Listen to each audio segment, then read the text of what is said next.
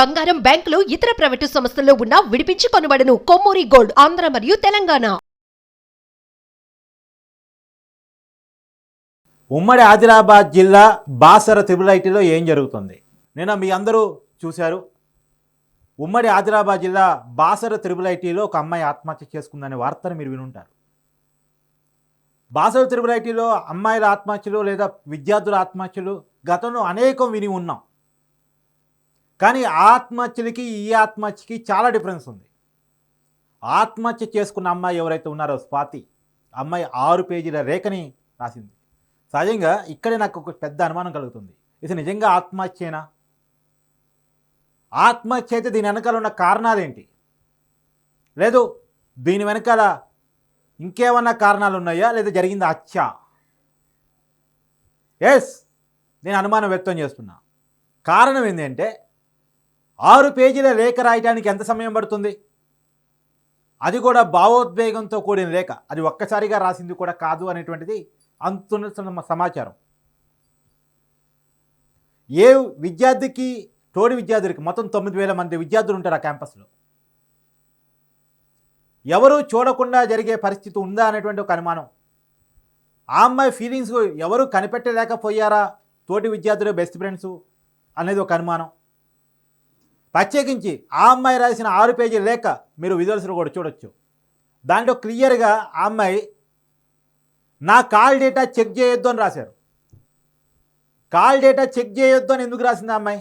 ఆ పర్టికులర్ వాడుకున్నటువంటి అర్థం ఏంటి? ఆ కాల్ డేటాలో ఏముంది? ఇప్పుడు పోలీసులు దాని ఆధారంగానే ఎంక్వైరీ చేస్తున్నారు.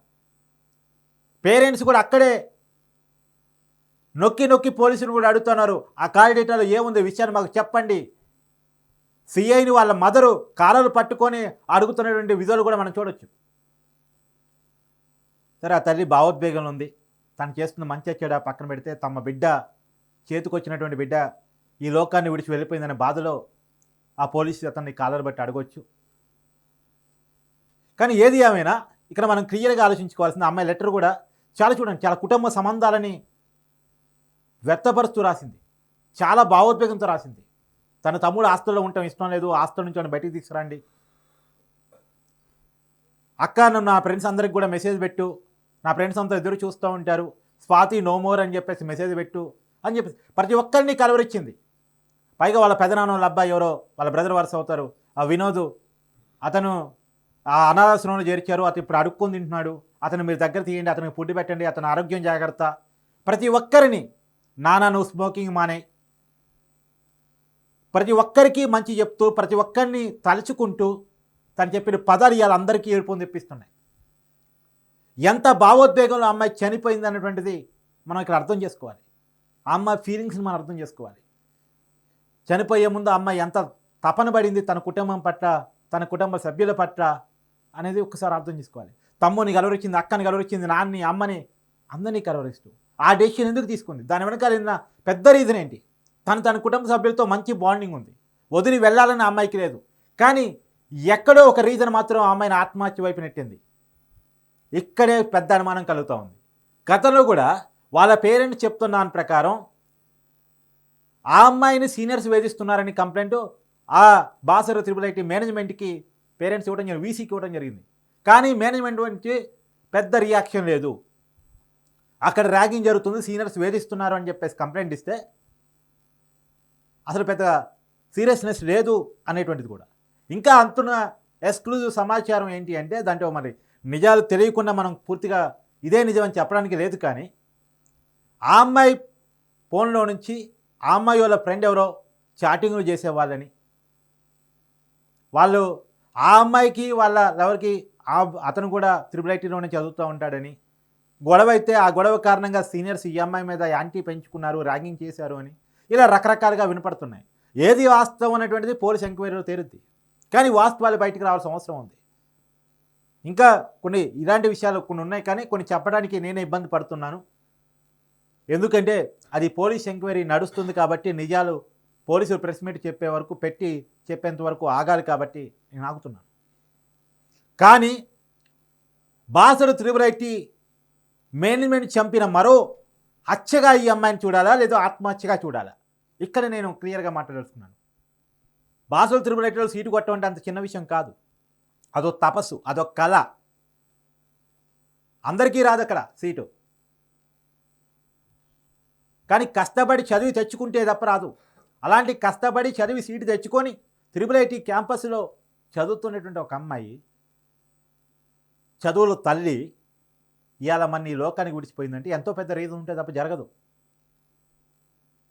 అంతగా అమ్మాయిని వేధించిన కారణాలేంటి? వేధించిన అనే పదాన్ని నొక్కి అడుగుతున్నాను.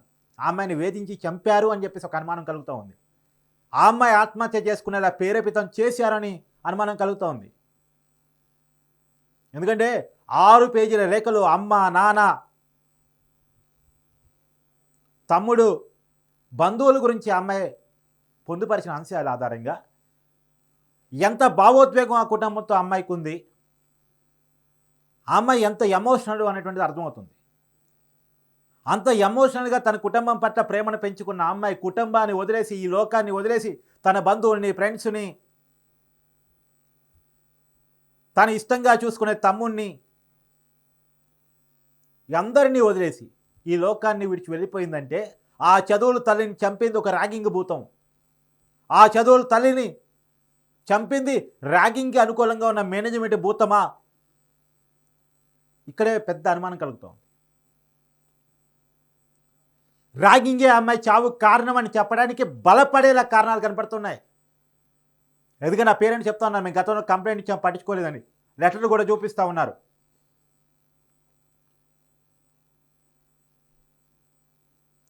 ఇంకోటి, ఆ పర్టికులర్ లెటర్లో ఆ అమ్మాయి పొందుపరిచిన అంశం కూడా, నా కాల్ డేటా చెక్ చేయొద్దు. ఎందుకు కాల్ డేటా చెక్ చేయొద్దు అని పర్టికులర్ మెన్షన్ చేసింది ఆ లెటర్లో. ఇప్పుడు ఆ ఫోన్ పోలీసుల అదుపులో ఉంది.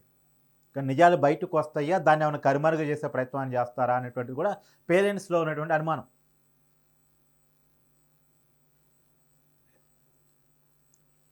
కానీ ఏది ఏమైనా వాస్తవమైనటువంటి నిజాలు బయటకు రావాలి. ఎందుకంటే బాసర త్రిపుల్ ఐటీలో అనేక ఆత్మహత్యలు గతంలో జరుగున్నాయి.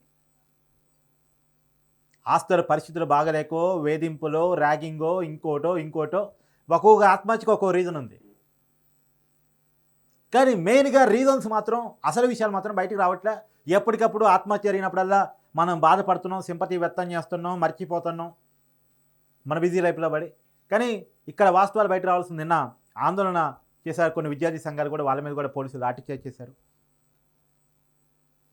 బాసర త్రిపుల్ ఐటీలో ఏం జరుగుతుందనే విషయం మీద మాత్రం సమగ్రమైన చర్చ జరగాలి. ప్రభుత్వం విచారణకు ఆదేశించాలి. ఇవాళ స్వాతి ఆత్మహత్య మరో అమ్మాయి ఆత్మహత్యగా మారకుండే. ఎందుకంటే గతంలో అనేక ఆత్మహత్యలు చూసాం మనం అక్కడ. ఈ స్వాతి అనేటువంటి ఒక అమ్మాయి ఈ పేరెంట్స్ని, ఈ లోకాన్ని, వాళ్ళ ఫ్రెండ్స్ని వదిలేసి, మనందరినీ వదిలేసి ఈ లోకాన్ని విడిచి వెళ్ళిపోయింది. మరొక అమ్మాయికి ఆ పరిస్థితి దాపరించకుండా, మరొక అమ్మాయి వేధింపులు గురి కాకుండా, మరో అమ్మాయి పట్ల మేనేజ్మెంట్ నిర్లక్ష్యం వహించకుండా ఉండాలి అంటే కఠినమైనటువంటి, తక్షణమైనటువంటి చర్యలు కావాలి అంటూ నేను డిమాండ్ చేస్తున్నాను.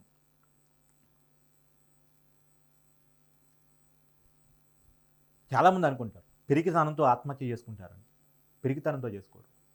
ఆత్మహత్య చేసుకోవడానికి చాలా ధైర్యం కావాలి. చాలా ధైర్యం కావాలి. ఆత్మహత్య చేసుకునే ముందు చాలా ధైర్యం కావాలి. చావటం అనేటువంటిది అంత ఈజీ కాదు. అందరూ చావలేరు. చేద్దామని అనుకునే వాళ్ళు అంతా చావలేరు. ఆ క్షణంలో భయపడి చావు నుంచి మళ్ళీ తప్పించుకొని బతుకుతారు. ఎంతో వేధింపు ఉంటే తప్ప, ఎంతో భావోద్వేగం ఉంటే తప్ప, ఎంతో ఫీల్ అయితే తప్ప ఆ డెసిషన్ తీసుకోలేరు. ఆ చనిపోయే వాళ్ళు కాన్స్టెంట్గా అందరినీ గుర్తించుకొని 6 పేజీల లేఖ కూడా రాయలేరు. ఒక పేజీ రాస్తారే మహా అంటే. కానీ 6 పేజీల లేఖ రాసి ప్రతి ఒక్కరిని తలుచుకొని ప్రతి విషయాన్ని దాంట్లో మెన్షన్ చేసి అంత ఎమోషనల్ అయ్యి ఆ అమ్మాయి ఆత్మహత్య చేసుకుందంటే చాలా పెద్ద రీజన్స్ ఉండుంటాయి అన్నటువంటిది నా బలమైన అభిప్రాయం. దీని మీద కఠినటువంటి చర్యలతో కూడినటువంటి విధానం ఒకటి బయటకు రావాలి. దీని మీద ఎంక్వైరీ నడవాలి. విషయాలు బయటకు తెలవాలి. మరి చూద్దాం ఈ ఆత్మహత్య స్వాతి ఎందుకు చేసుకుంది, ఏంటి, ఏ విషయాలు బయటకు వస్తాయి, పోలీసులు ప్రెస్ మీట్లో ఏ విషయాలు చెప్తారు. రాబోయే కాలంలో కూడా ఈ ఆత్మహత్య సంబంధించి ఎక్స్క్లూజివ్ సమాచారాన్ని మేము ఎప్పటికప్పుడు అందిస్తూ ఉంటాం. Thank you.